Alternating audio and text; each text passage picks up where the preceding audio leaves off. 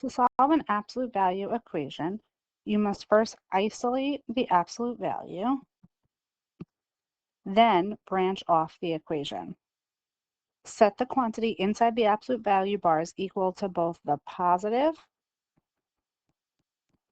and the negative of the other side. So the absolute value of 7 is 7. But the absolute value of -7 is also 7.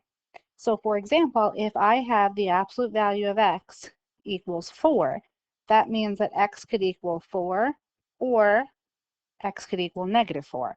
And either way, my equation would be true.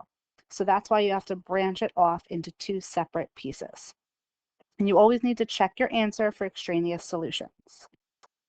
To solve a radical equation, we follow the same steps, or the same first step rather. You have to isolate the radical. Then you're going to raise both sides to the reciprocal power. So if it's the square root of x equals something, you're going to square both sides.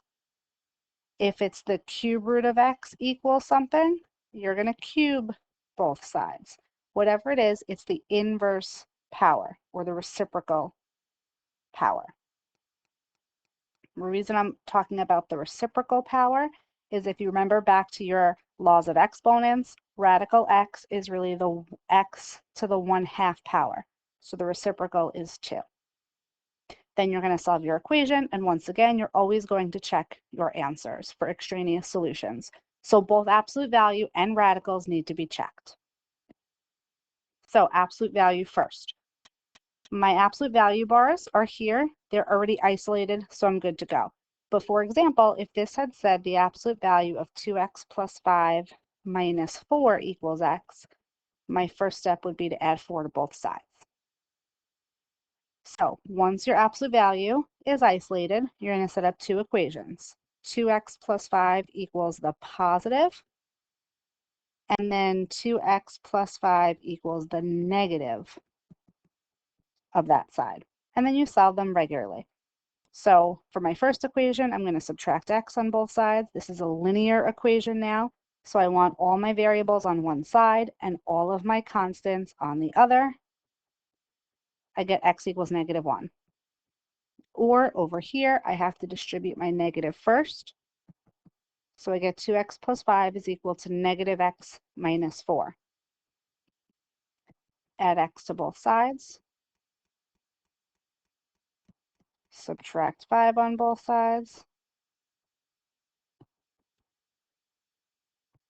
Divide by 3 on both sides. So I get x equals -1 and x equals -3.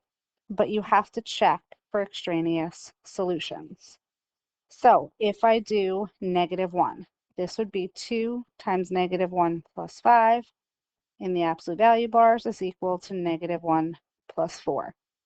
So this is -2 plus 5 is equal to 3. Is the absolute value of 3 equal to 3? Yes. Check my second solution.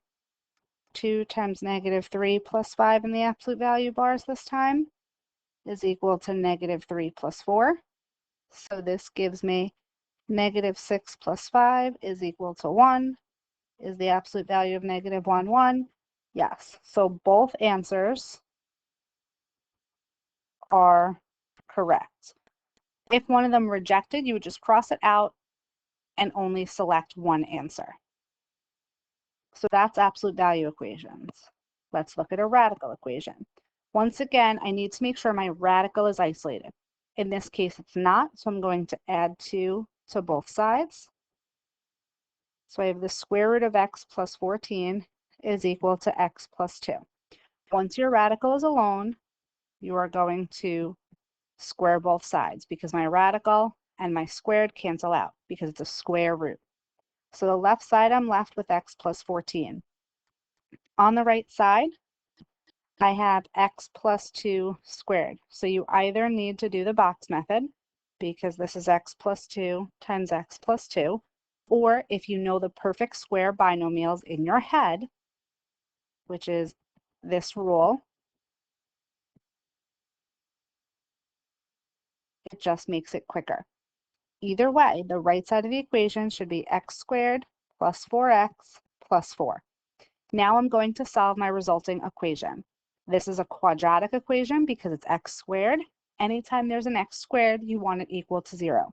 So I'm going to subtract x on both sides, and I'm also going to subtract 14 on both sides just to keep it all in one step, but you could, of course, separate this out into multiple steps.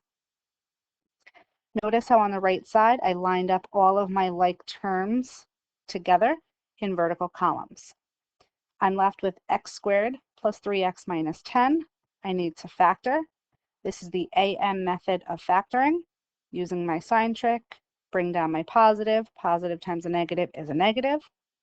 Want to multiply to 10, so that's 1 and 10 or 2 and 5, which is of course the pair I'm choosing because I need to add or combine to that 3x in the middle.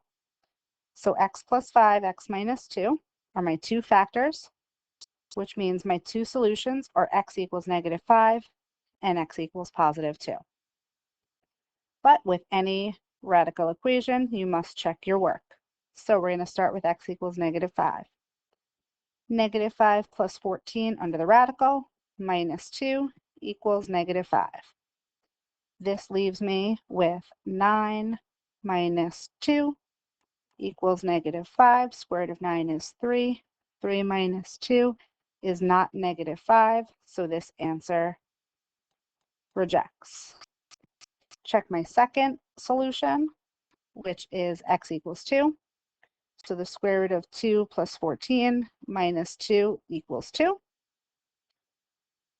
This leaves me with the square root of 16 minus 2 equals 2.